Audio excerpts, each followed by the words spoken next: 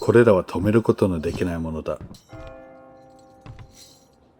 受け継がれる意志、人の夢、時代のうねり。人が自由の答えを求める限り、それらは決して止まらない。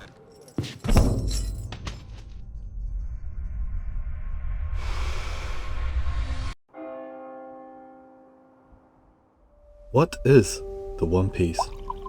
This question has echoed through every chapter of this epic adventure, woven together by the master storyteller, Eiichiro Oda.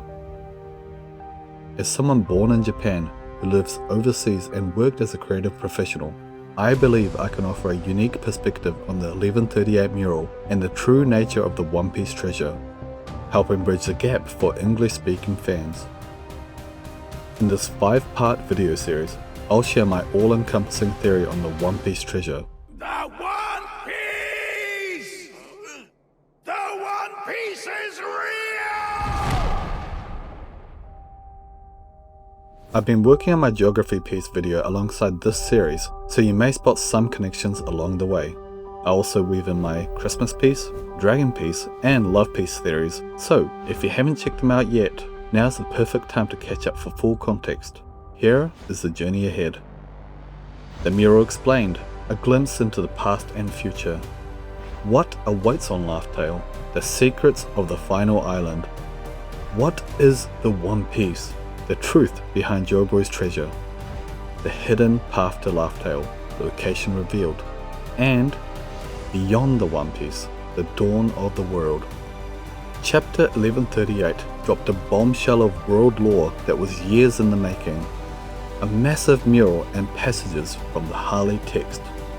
Not only did it confirm my theory on the One Piece, but it also expanded it even further. Straw Hat Lucas, captain of the Eternal Dawn, with whom I'd already shared my theory and who came to a similar conclusion about the One Piece, messaged me right after the chapter release. He simply said, "We were right." I was over the moon to see our theories confirmed in that one panel. Oda thrives on contrasts. Fire and shadow, day and night, cats and dogs, dragons and serpents. Yet within these opposites lies the nuances. As Vegapunk said, it's not for him to judge good or evil. To those Luffy liberates, he's a hero, perhaps even a god. But to those who face his wrath, he's an absolute demon. People are conditioned to think in binaries, yes or no, black or white, good versus evil, us versus them. But Oda, I believe, is writing a story about world peace, encouraging us to advance beyond absolutes and read between the lines.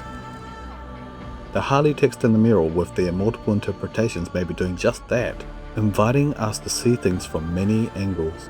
While the mural certainly depicts the past, present and future, there's much more to it. The first line of each world follows a structure. There was something in or on something. These lines describe the states of the beginnings of each world. There were flames on the lands. There were breath in the emptiness. There was void in the chaos. It's likely that the first world, which depicts the birth of Nika, actually began thousands of years before the sea circle calendar, potentially during the Age of Heaven. And here's why. Little known fact, there are two ancient periods in One Piece, the Taiko Ancient Era and the Kodai Ancient Era. The Taiko Era, which was used to describe the island of Little Garden with its dinosaurs, predates the Kodai Era. The word Kodai is used in terms for ancient weapons, ancient zoans, and ancient giants, and likely refers to the start of the sea circle calendar to the end of the Void Century with the birth of the current world government. The first world, on the other hand, predates this and describes the Taiko era. Taiko also phonetically means drums, tying back to the drums of liberation. The people lost to temptation and touched the forbidden sun. Perhaps a nod to the story of Prometheus, who gifted humanity with technology and civilization in the form of fire. When the fire was taken away from humanity again, they were sent back into darkness and lost their technology and knowledge. Then the line wrapped the world in death and darkness. The people who touched this energy source were Emu and the humans who were greedy and hungry for power. After all, the Vegapunk who stole the Mother Flame was York of greed. We know that it wasn't the slaves who gave in to temptation, since slaves in the text are written as slave people, Rejin, as opposed to being written as just people, the ones who gave in to temptation. In support of this point, the other instance of people is in the second world, the 20 human kings who killed the sun god. The forbidden sun is not the Mother Flame, as the text specifies it as a sun, not a flame. This likely means the forbidden sun was the complete version of the Mother Flame that Vegapunk was developing. Essentially, Mother Flame being nuclear fission, and the forbidden sun being nuclear fusion. When the warrior of liberation Nika appeared to answer the slaves' prayers, this made Emu the land god jealous. A portrayal of the transition from a geocentric model worshipping the land god to a heliocentric model worshipping the new sun god. The first world comes to a close with the death of Nika, marking the dawn of the Sea Circle calendar, the first recorded reset of an advanced civilization, plunging the world into darkness and death. I believe that this whole right section is the red line. We've already seen that the red line is hollow to a degree and has inner workings. What if the whole of the red line is completely hollow and was once filled with a country of slaves working the factories? If the karmic flame serpent is referring to the red line, then the serpent soaked in blood also comes to mind. A serpent soaked in the blood of the slaves that were imprisoned within its walls. Of course, like the Kashigami in Jaya, this serpentine dragon may have been the god associated with the red line in ancient times, which wouldn't be surprising since the Shandians who mirror the Lunarians also worship the Kashigami. Also, a shout out to my last video about the Great Kingdom being based on the United Kingdom.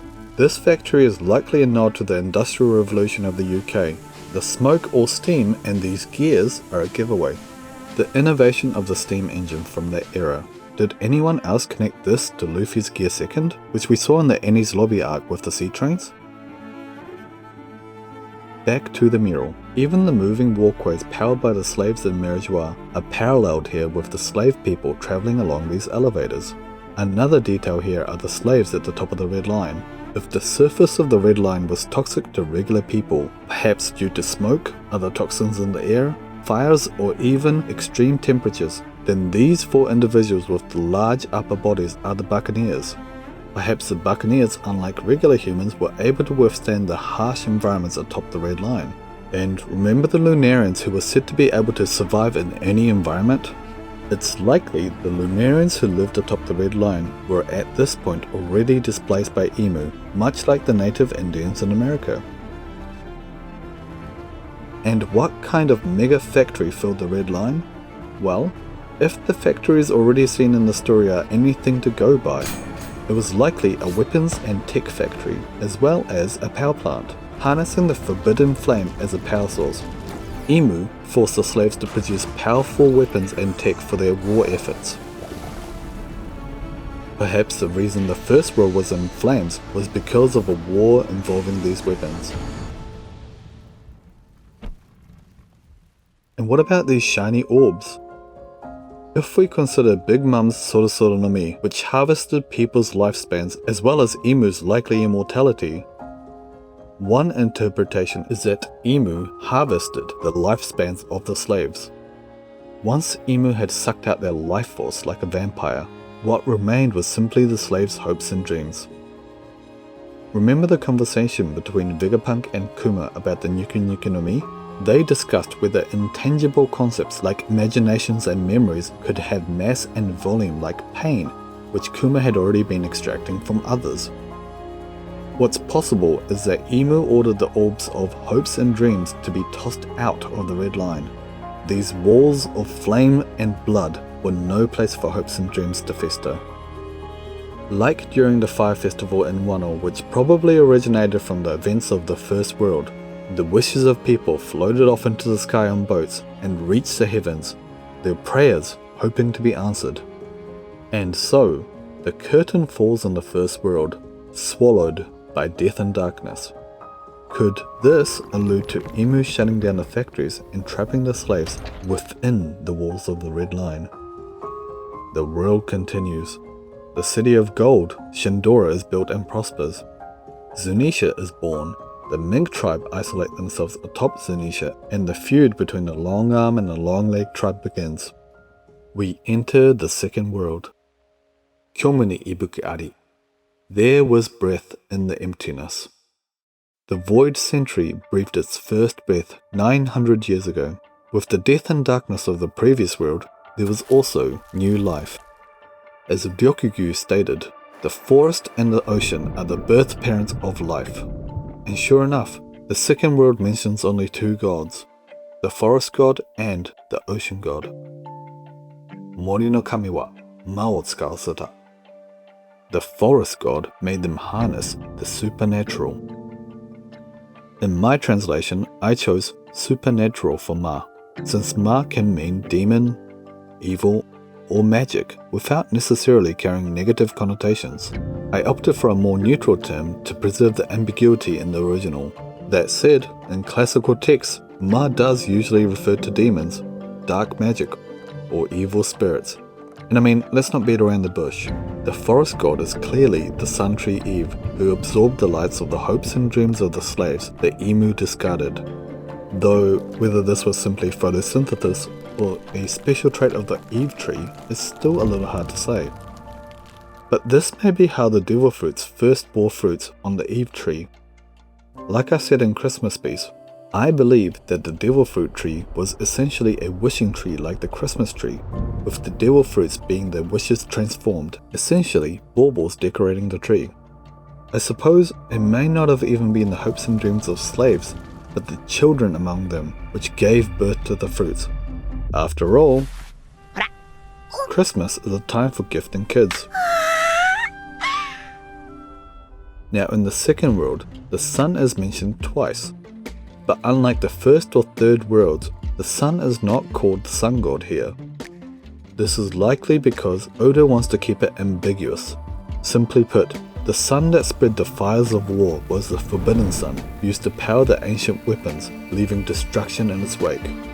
The sun, killed by the people here, was Joyboy, blamed for the destruction caused by the ancient weapons and the Forbidden Sun, and forced to pay with his life. Luckily, it seems Joyboy and his faction managed to either take the Forbidden Sun from Emu or destroy it, as Emu is now forced to use the incomplete Mother Flame to power the weapon that destroyed Leloucha. We should also note that it's all but confirmed, thanks to Vegapunk, that Uranus caused this gaping hole. Now, it seems both the forest god and the ocean god were, in a way, on Joyboy's side. The people killed the sun and became gods, and the ocean god became turbulent. So the ocean god was angered by the death of Joyboy.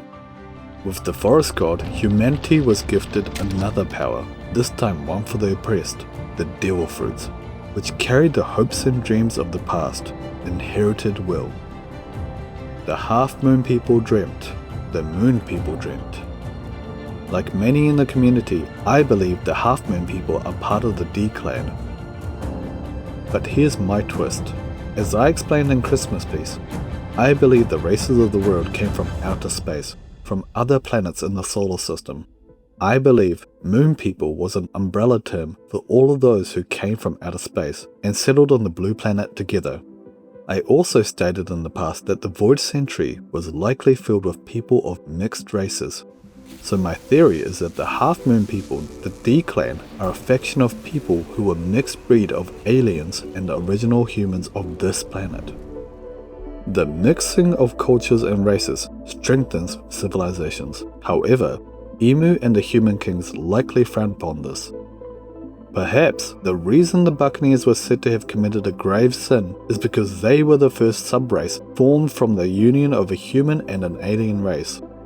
In 1139, Oda even confirmed more mixed races like the Dosundaras, along with the long limbs, long necks, and the Wotans. The D-Clan, being Emu's mortal enemies, also fits, especially if the D were a faction of mixed races. Perhaps these aliens were also the ones who introduced a heliocentric model to the world, threatening Imu's rule as the god of the geocentric model. Now, the Zunisha-like part of the red line here, Imu standing atop it makes sense if it's a red line, but how can this be both the red line and Zunisha? Well, phonetically, the word Zo, Japanese for elephant, can also mean statue. So if Zunisha was a statue made out of the red line, given life by an ability, then why not? It could have also been a bridge, similar to Tequila Wolf.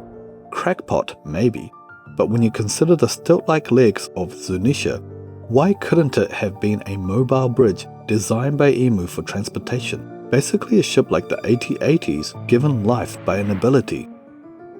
Now we have representations of Uranus and Poseidon in the mural here, but what about Pluton? Well, Frankie, who ties into Pluton, could be hiding it. Or perhaps his body is hiding the One Piece, or even a large straw hat, since if this entire section is the red line, the large straw hat Imu was staring at makes sense location-wise. But let me give you an alternative to the Pluton idea. In Christmas Piece, I discussed how the 3 ancient weapons might have had 3 separate components. Think of it like Santa's sleigh or the chariots of Greek and Roman gods. The ship, the rider, and the creature pulling it. I also mentioned that the 3 creatures pulling these ships could have been 3 dragons. The earth, ocean, and sky dragons. Which, I'm not saying that that's what's being depicted here, but I asked for 3 dragons, and Oda gave me 3 dragons. But anyway, we know that these 2 arcs represent the tech and ship components of the weapons. So what about Pluton? Well, I also mentioned back then that Pluton may have been a battle armor worn by an earth dragon or a maul. Shout out to Dex Maul theory. But a battle armor couldn't be a ship, right? Hear me out. In the world of One Piece, a ship is simply a vessel that allows people to travel, not even just on the ocean. It's not even limited to inanimate objects either, and types of armors have already been written in too. What if the tech/ship component of Pluton was a battle armor made out of SMA, a shape memory alloy? Warple metal is exactly that, and it's already being utilized by Frankie, who by the way is also a ship. So an armor made of SMA able to mold itself to any user, and its rider who's able to control its weaponry. Crazy, right? But one of these dragons is not like the others. Why did Oda add extra detail to just one of these dragons? Well, I believe this strip represents the weapon Pluton, used in the first world to bring death and darkness. Imu, who lives in Pangaea Castle, or rather Pangaea, as in the god of earth, would perfectly make sense as the land god who used Pluton, a weapon named after the god of the underworld. Pluton is currently sleeping in Wano, so this armor is resting there, waiting to be reactivated by a power source, as Vegapunk mentioned. And if Pluton was a battle armor able to wrap itself around any user, maybe Zunisha could have been its host during the second world. But if this strip indeed represents Pluton, where else have we seen this? Well, this figure on the left who looks like Loki. Yes, it could be an ancient giant like some people speculate, but hey, Loki is a mixed-blooded giant who has ancient blood in him anyway, so why not both? But does it make sense for Loki to be the next user of Pluton? In mythologies, Loki was a shapeshifter. What if our Loki can shapeshift into various creatures or even into a single beast like Fenrir? After all, he has a deep connection to animals, and there were claw marks found in Albast's castle. In a past video, I mentioned that Blackbeard could be descended from Cerberus, and also tied the Cerberus dog to swords. Well, I'm doubling down on that theory now because of these panels. But anyway, Cerberus was the guard dog of the underworld. Fitting too, since Loki encountered Cerberus in the underworld realm of Albaf. Loki's connection to the underworld through Pluton in this mural actually makes sense. So the armor would be able to shapeshift with him in the final war, but who would pilot it? Well, in Christmas Piece, which seriously go check it out for context, but I stated that the Tontaras who lived underground might pilot it alongside Usopp and Chopper. Usopp, who has connections to both the Tontaras and the Giants, and Chopper, who is paired with Usopp to defeat 2 ground-digging enemies already and is able to shapeshift like Loki. In fact, there's a sneaky third instance of this stripe on one of these planets. As I said before, I believe the races and technology of the One Piece world came from other planets, so it's no surprise to see this strip across the planet. Perhaps the technology of the ancient weapon Pluton came from Pluto. After all, there's even a spaceship here. Umi no kami wa arabutta. The ocean god became turbulent. The second world ends with the flooding of the world, and the ocean god is blamed for the calamity. Imu takes the empty throne. The 20 kings become celestial dragons, aka the gods of the world, and the world government is formed. Konton ni kuhaku ari. There was void in the chaos.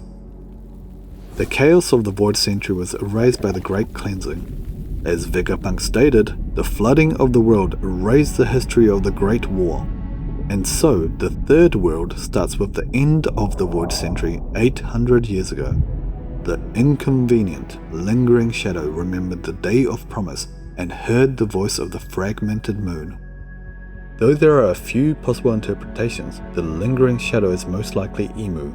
There are some translations of Zan-e as afterimage, but since the second kanji means shadow, I found it more fitting to honor that in the translation. The fragmented moon here is likely Lily. Katawaretsuki was a term used in chapter 292 to describe Kalgara and Nolan's longing to reunite. It's a term used for those dear to you.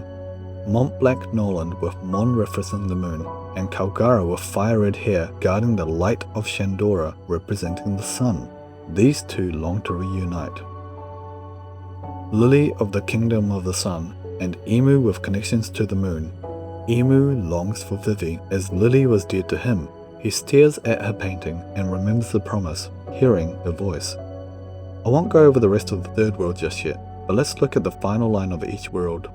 The community seems to think that those who can no longer meet and those who will surely meet refers to the separation caused by the Grand Line and the Red Line, or perhaps the ocean itself. Another idea is that it refers to Nika and Imu. Yin and Yang, light and shadow, sun and moon in a cyclic battle. Each time Imu killed Joyboy, they could no longer meet. But finally, in the future, they will face off one last time. I've also mentioned before the romance between Joyboy and Lily, how they're star-crossed lovers, their souls yearning to be together across the ages. While Luffy and Vivi have already met, Luffy wasn't Joyboy back then. Perhaps the story will end with Joyboy and Lily reuniting as Gear 5 Luffy and Vivi. After all, the story began with Romance Dawn. Let's cover some other noteworthy details. The Lunarian figure could represent both the Lunarians of the past, King, or even the Seraphims of the present, potentially fighting alongside Luffy in the final war.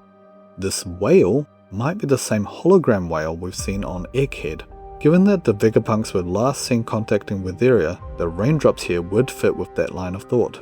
Since the Vegapunks can already interact with holograms, why not a hologram whale?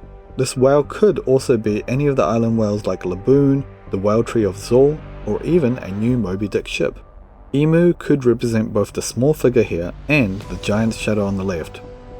I've previously mentioned that Imu will have goat horns, connecting them to the devil, Baphomet, and his potential connections to dragons. So I think I get 4 marks here. And of course, this figure could also represent Nika, Joyboy, and Luffy. The flying ship here is likely Uranus and or the Arc Maxim. As I mentioned in Christmas Piece, the Arc Maxim could be a smaller version of Uranus. The headcanon being that it was based on a blueprint Anil found in his home country of Burka, which ties into the moon city of Burka, which had advanced technology. Thinking in absolutes limits people's imaginations and dreams. Thinking a ship must always be a ship, a whale can't fly, or that an elephant can't be both a creature and part of the land. Thinking the future can't be the past, or past events the future. I mean, think about it. Borders drawn in time are just imaginary. Oda actually warned us that there would be multiple interpretations and warned us that it was a child's drawing, potentially depicting their dream. And dreams are hopes for a better future, and this one in particular belongs to a child. And since children are the future, the third world must be depicting future events. As readers, we know this isn't just a dream or imagination. It's likely a prophecy of what's to come. This mural illustrates the cyclical nature of the One Piece world, giving us a glimpse into its past, present, and the prophesized future. As the saying goes, time and tide waits for no man. I'm telling you now, this panel reveals what the One Piece truly is, and don't worry, we will certainly get into that in due time. But before that, in the next part of the series, I'll uncover what's on Laugh-Tale and explore the One Piece theme that will finally reveal it. In the meantime, don't forget to subscribe, like, comment, and turn on notifications to catch the next video in this epic series.